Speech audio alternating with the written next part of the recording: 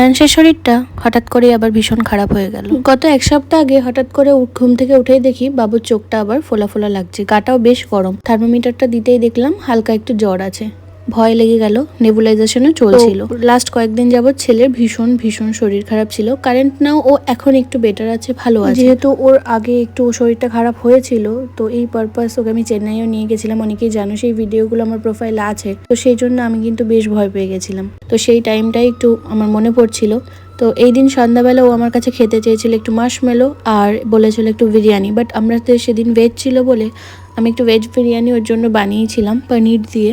আর এটাই ভাবছিলাম যে যত তাড়াতাড়ি সম্ভব ও সুস্থ হয়ে যাক। তবে আমি ভাবছিলাম হয়তো আবার চেন্নাই ওকে নিয়ে যেতে হবে, কন্ডিশনটা অনেকটাই খারাপ ছিল। তো যাই হোক, he is current now is good, এখন ও অনেকটাই ভালো আছে। তো এটাই বলার জন্য মেন আমার ভিডিওটা ক্রিয়েট করা। আর যারা ওর খোঁজ নিয়েছো সবাইকে থ্যাংক ইউ সো মাচ।